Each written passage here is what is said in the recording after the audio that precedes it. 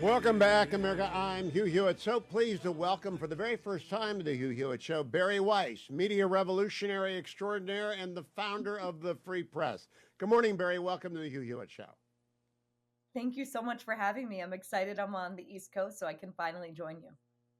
I know, the good news is in January, my program moves to 3 to 6 in the afternoon because I've done my time. I'm being released from morning drive to do afternoon drive. So maybe you will get up more often or be joining me Wow, more frequently. I know, I'm very happy about that. Bari, I want to that's focus huge. on what the free I want to focus on what the Free Press has done, but there is a ritual for first-time guests, first time you've ever been on. Okay. First of all, was Alger Hiss a communist spy?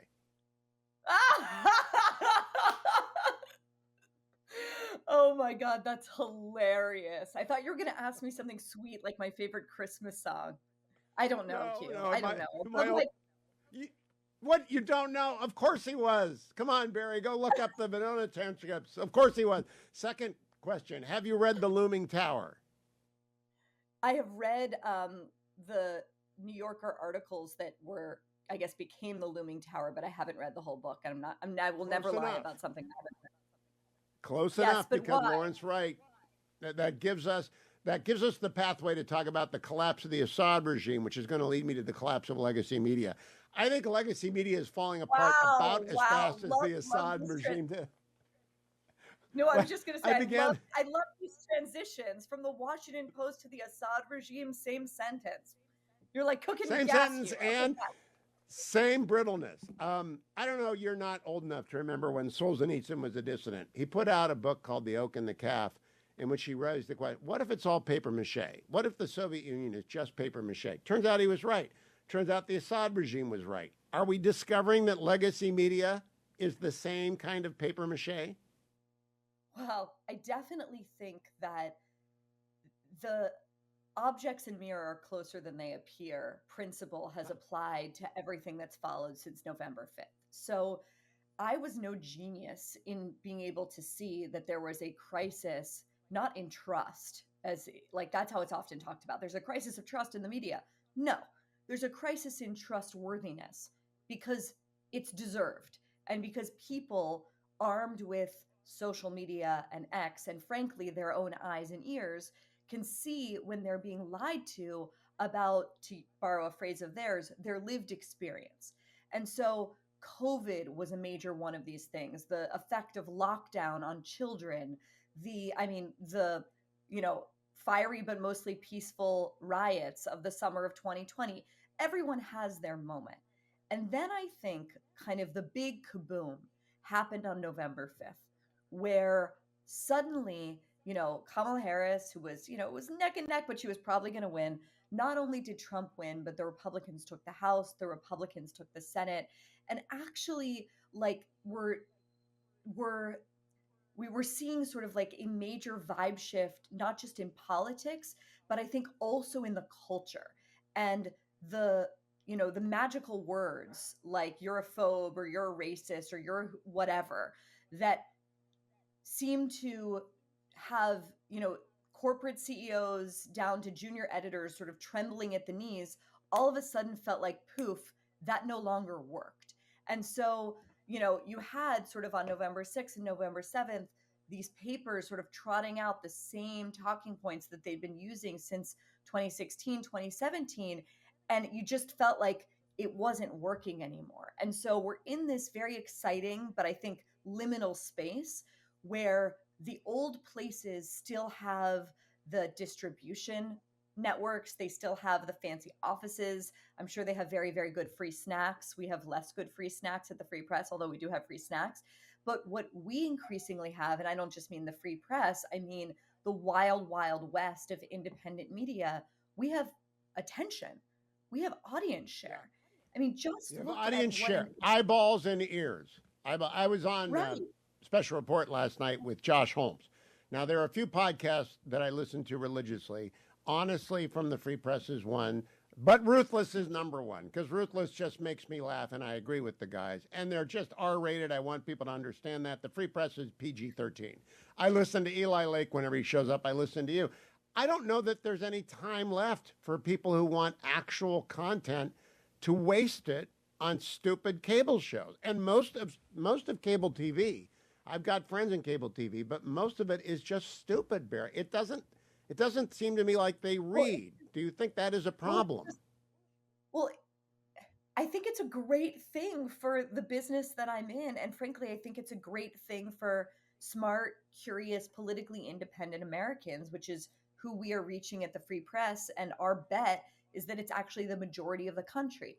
If you can choose to listen to, I'll just choose a recent guest, like, a deep hour-long conversation with Peter Thiel, agree with him or don't agree with him.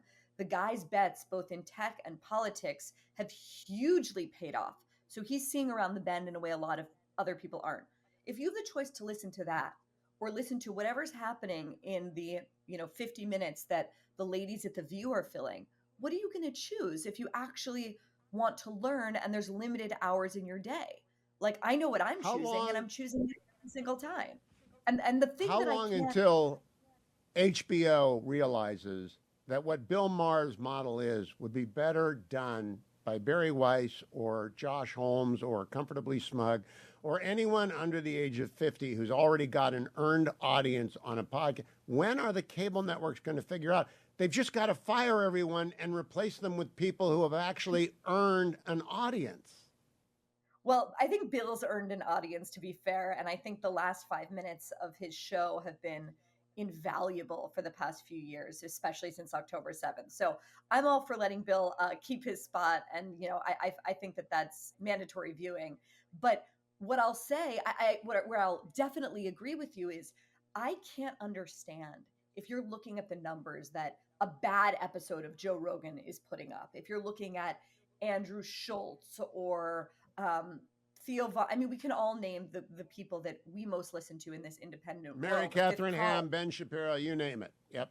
Exactly. Like, if you're just purely from a business perspective, why wouldn't you say, we're going to try it out with a few of these people and see how it goes? The problem is that the same dynamic that sent me running from the New York Times, I think, is the dynamic at a lot of these companies. In other words, I remember when we were producing the witch trials of J.K. Rowling, a project that I'm enormously proud of, and featured a woman who is arguably has written the most successful book of all time since the Bible. I think we can The work of credibly genius. say The that. work of genius. And basic Yep. and basically mince money. Okay. I went around to, I won't name them, but all of the different podcast platforms. And what my team heard again and again from these people, often from the people running them at the very top, was this podcast is going to be huge. And it was huge. This podcast sounds like it's incredible. And it was. I think it was extremely fair minded and balanced and empathetic. And, I'm very proud of it. And to a person, with some of them in a very blunt way, they said to us, we would love to buy this, we would love to have this exclusively on our platform, or sometimes we would love to advertise against this, but we can't risk it. We cannot risk the uprising inside of our company if we decide to take this on. So fine, I think it was like the fifth biggest podcast of that year. And in the end of the day, the Free Press exists because we need to pursue our curiosity. And there was no way in hell, even if it was a huge money loser, that I wasn't going to pursue that project. But the point stands, which is that the dynamic, like, people can, like, in the mainstream culture, I think wokeness is massively receding. I think it's seen as cringe and authoritarian and has created a cultural chill that no one wants to live under, that's forced people to compelled speech and forced them to deny reality. Average people are feeling that. They're feeling the chill sort of melt, and that's a wonderful thing.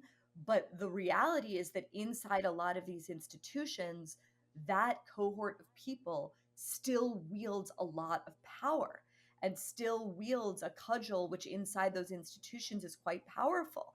And so, it's yet to be seen. I read a really interesting article yesterday about, the Daily Wire. Again, agree, disagree with what they're doing. They have 200 million in revenue. And one, I think, key takeaway from that, there was a little Axios piece about their success, is that increasingly they're trying to, like, keep people on platform because they don't maybe need these other distribution channels. If they have enough of a critical mass on their own. So I look to I mean, if like you're a the book success. author, do you want to be interviewed by Ben Shapiro, Bari Weiss, or do you want to go on an afternoon cable show on CNN? The answer is easy. You want to sell books, you talk to Barry, you talk to Ben. I am interested in the risky choices you've made, Barry. You put Douglas Murray in poetry. I love this, by the way. I don't know anything about poetry, but I think Douglas Murray is a genius. Who in the world persuaded you to do that? Douglas Murray? I had the idea. You know, my truest pleasure in life. I love talking to you. I love hosting a podcast. I love being out and evangelizing the free press. But I'm an ideator. I love coming up with ideas and I love matching topics to people. And it struck me. I guess I made a risky bet, which is, I bet that our audience was deep, interested in things beyond the news of the day. And I felt personally that we do a lot at the Free Press and we will continue to do the work of like the basic, what I consider the basic work of journalism, which is holding up a mirror to reality. And reality these days, Hugh, as you know, is a very broken one. And so what that winds up being is like, oh my God, this is a lot of depressing things. You don't want to just offer people a sense of what isn't working. You want to also offer them a sense of like what's worth elevating, what's worth revisiting, what's worth living for, and frankly dying for, not to get too heavy at 8:30 on a whatever day it is morning. And I knew in Douglas Murray, since he'd been my friend for such a long time, that he's one of these like unbelievable triple threats who not only can speak in full paragraphs and hold forth on the news of the day, but is one of those people at a dinner party where I find myself like Googling under the table, like, what is this book that he's referencing? What is this piece of poetry? And I thought, why don't we do a column called like Things Worth Remembering and see how it will go? I have to tell you, I thought it was a very good idea, but I had no expectation that this would be one of our like most popular things that we do. And I'm just enormously gratified. So we did poetry the first year. We did rhetoric and speeches worth remembering this year, and we'll see what's coming next. Barry, pause for a moment. I want to talk to you off air. I put it on the podcast because I've got one more big question to ask you. Don't go anywhere, America. I am back with Bari Weiss for a little bonus segment here. I'll play it tomorrow morning. Barry, thousands of years of human evolution, millions actually, combined with the divine spark, have made people curious. They want to know things. How far can you take the free press in making it a platform for the curious people who want to reliably learn something and not be misled by AI? I mean, how are you going to persuade people this is reliable? As you said, trustworthiness is the coin of the realm doing what we do, and it's very hard to earn. How are you going to keep it that way that you've got it right now? Well, that's the entire like proposition. So if we fail at that, the business will fail. The way that we do it, I wish I had some like secret AI or special algorithm to solve the problem of trust and trustworthiness. The answer is very simple and it's very hard to do. It's just story by story, conversation by conversation.